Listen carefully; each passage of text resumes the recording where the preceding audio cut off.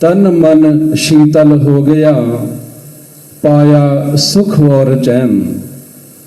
जब जब भी सेवक को महापुरुषों का पावन दर्शन दीदार होता है तो सेवक के तन मन रोम रोम में खुशियां छा जाती हैं, क्योंकि महापुरुषों के दर्शनों के तासीर ही खुशियां देने वाली हैं। महापुरुष वर्णन करते हैं, ये ऐसा सुंदर अवसर संसार में केवल गुरुमुखों को ही प्राप्त होता है, क्योंकि महापुरुषों का दर्शन दीदार ये कोई आम दर्शन नहीं है। जब जब भी सेवक को ऐसी देव दुर्लभ घड़ियां प्राप्त होती हैं तो सेवक को भी चाहिए ऐसे समय का पूरा लाभ उठाना चाहिए। सेवक दर्शनों से कितना लाभ प्राप्त करता है ये सेवक के ऊपर ही निर्भर करता है। महापुरुषों का दर्शन एक ऐसी दौलत है, ऐसी निधि है जो हमेशा सुख देने वाली है। आज संसार में हम देखते हैं आम संसारी जीव सुख को पाने के लिए, शांति को पाने के लिए दुनिया की धन दौलत इकट्ठी करता है, साजो सामान इकट्ठे करता है, मित्र संबंधी बनाने की ज्यादा से ज्यादा कोशिश करता है। वो सोचता है शायद इन्हीं चीजों को इकट्ठा करने के लिए ये मानव जन्म प्राप्त हुआ है, और उसके मन में ये भी वहम रहता है कि जब जब भी मेरे ऊपर किसी प्रकार की मुसीबत आएगी तो ये सारे के सारे मेरा साथ देंगे। लेकिन जब किसी प्रकार से मुसीबत की घड़ी आ जाती है तो इनमें से कोई भी चीज इंसान का साथ नहीं देती। केवल महापुरुष ही हैं। जब जब भी सेवक कष्ट में, दुख में उन्हें याद करता है तो महापुरुष अपने सेवक की पूरी संभाल करके अपने सेवक को दुखों से उबार लेते हैं। करबो श्री गुरु महाराज, कितनी महापुरुषों की महिमा है, कितने उनके उपकार हमारे ऊपर हैं। उनके उपकारों का हम कभी भी बदला नहीं चुका सकते, और ये उपकार आज के नहीं हैं, हमेशा 24 घंटे महापुरुषों की कृपा अपने सेवकों पर बरस रही है। प्रेमी लिखता है, गुरु की महिमा कही ना जाए, गुरु की महिमा गाई ना जाए। वर्णन करते हैं महापुरुषों की महिमा गायन करने के लिए ना तो हमारे अंदर किसी प्रकार की ताकत है, ना ही हम उनकी महिमा गाने के योग्य हैं। वेद शास्त्र श्री शारदा भी महापुरुषों की महिमा गाते गाते थक गए हैं। इसलिए महापुरुष वर्णन करते हैं, जिन गुरुमुखों को उनकी चरण शरण प्राप्त हो गई है, ये महापुरुषों का लक्ष्य है, उनका मकसद है। कोई भी गुरुमुख सुखों से वंचित ना रह जाए। इसलिए महापुरुषों ने अपने सेवकों को सुखी रखने के लिए ऐसे आलीशान दरबार की रचना की है। जो भी सेवक दरबार में आते हैं, महापुरुषों के वचनों की श्रद्धा से, हृदय से पालना करते हैं, महापुरुषों के चरणों से उन्हें सुखों का भंडार प्राप्त हो जाता है।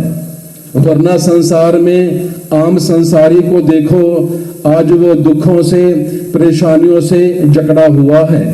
इसका कारण क्या है? जहां हृदय के अंदर महापुरुषों का सिंहासन विराजमान होना था, वहां आम इंसान ने अपने हृदय के अंदर दुनिया के पदार्थों को बसा रखा है।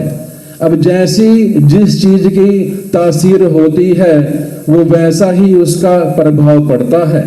संसार के पदार्थ जितने भी हैं, इंसान इकट्ठे करता है, उनकी तासीर हमेशा दुख देने वाली है। संसार में ऐसी कोई भी चीज नहीं जिसको प्राप्त करके इंसान को सुख का अनुभव हो। इसलिए संसारी इंसान ज्यादा दुखी रहता है। महापुरुषों की तासीर हमेशा सुख देने वाली है। इसलिए गुरुमुख जन महापुरुषों को अपने हृदय में विराजमान करके दुनिया के कार्य व्यवहार भी करते हैं, सारे रिश्ते नाते भी निभाते हैं, लेकिन कभी भी इन चीजों को अपने हृदय में स्थान नहीं देते। उनके हृदय की तार हमेशा महापुरुषों के चरणों से जुड़ी रहती है, और जिसकी तार महापुरुषों के चरणों से जुड़ गई उसे हमेशा शाश्वत सुख और आनंद की प्राप्ति होती रहती है। इसलिए महापुरुष वर्णन करते हैं, दुनिया के सारे काम करो, मना नहीं है, ज्यादा से ज्यादा धन दौलत भी कमाओ, उसकी मना नहीं है, क्योंकि अगर धन दौलत नहीं तो संसार में जीवन बिताना भी मुश्किल हो जाता है। लेकिन महापुरुषों ने साथ में ये रोशनी भी डाली है, सारे कार्य व्यवहार करते हुए भी, दुनिया की दौलत कमाते हुए भी हृदय में हमेशा ये ध्यान रखो, इनमें से कोई भी चीज सत नहीं है, कोई भी चीज साथ देने वाली नहीं है। अगर साथ देने वाली कोई चीज है तो महापुरुषों द्वारा बख्शा हुआ नाम। जब सेवक महापुरुषों की आज्ञा की पालना करते हैं, जो भक्ति के नियम हैं, श्री आरती, पूजा, सेवा, सत्संग, स्मरण और 2 घंटे का ध्यान दाता दयाल जी हमेशा गुरुमुखों को फरमाते हैं। जब सेवक जन भक्ति के साधनों की पालना करते हैं, श्रद्धा से, प्रेम से 2 घंटे का ध्यान रोजाना करते हैं, फिर संसार में रहते हुए भी उन्हें किसी प्रकार की फिक्र नहीं होती, क्योंकि वो जानते हैं महापुरुषों ने हमारी सारी जिम्मेवारी ले ली है। महापुरुष तो हमेशा जिम्मेवारी लेने के लिए तैयार रहते हैं। अगर सेवक महापुरुषों के चरणों में पूर्ण रूप से समर्पित हो जाता है तो संसार में रहते हुए भी वो हमेशा सुख का जीवन व्यतीत करता है। जब जब भी सेवक को तकलीफ आई, महापुरुषों को याद किया, तो महापुरुष तो याद करने से पहले ही अपने सेवक के पास पहुंच जाते हैं। पिछले साल की बात है, एक प्रेमी भगत जी सॉफ्टवेयर इंजीनियर किसी आईटी कंपनी में काम करते हैं, तो उनकी शाम की शिफ्ट थी। रात को 12 बजे जब वो अपनी नौकरी पूरी करके घर वापस आ रहे थे, तो क्या देखा, एक चौक के अंदर आजू बाजू सारा सुनसान था। 5-6 गाड़ियां इकट्ठी आई और सारे गाड़ियों में गुंडे बदमाश बैठे हुए थे। सभी गाड़ियों ने भगत जी की कार को चारों तरफ से घेर लिया। 15-20 लोग थे, सब ने आकर के भगत जी को कार खोलकर और कॉलर से पकड़ करके बाहर खींच लिया। जो उसकी जेब में पैसे थे वो भी छीन लिए। भगत जी ने अंगूठी पहनी हुई सोने की, वो भी छीन ली। जब भगत जी ने देखा अब यहाँ पर संसार का कोई भी रिश्ता काम नहीं आने वाला है, सतगुरु दाता दयाल महाराज जी को हृदय से याद किया, प्रभु आप तो घट घट वासी हैं, हमेशा अपने सेवकों की रक्षा करते आए हैं, मेरी भी रक्षा करो। बस याद करने की देर थी, एक कार एकदम वहां पर आकर के रुकी। 6-6.5 फुट का एक आदमी बहुत लंबा सफेद कपड़े पहने हुए थे, नीचे उतरा और जोर से आवाज लगाई, बदमाशों को बोला इसको छोड़ दो, इसको कुछ ना करो, सारे पैसे इसके वापस करो और यहाँ से भाग जाओ। जब बदमाशों ने देखा बहुत ऊंचा लंबा आदमी है, डर करके सारे अपनी अपनी गाड़ियां स्टार्ट करके वहां से भाग गए। और भगत जी को उस आदमी ने बोला अपनी गाड़ी में बैठो, अपने घर चले जाओ। जैसे ही भगत जी ने अपनी कार का दरवाजा खोला और सोचने लगे मैं इनका धन्यवाद तो करूं जिन्होंने मुझे बचाया है, पीछे देखा ना तो वो आदमी है ना कोई कार है। उसने सोचा ये तो श्री गुरु महाराज जी हैं जो रूप धार के इस आदमी का मुझे बचाने आए थे। महापुरुषों के चरणों में लाख लाख शुक्राना करता है कि आपने मुश्किल समय में मेरी आकर के रक्षा करी।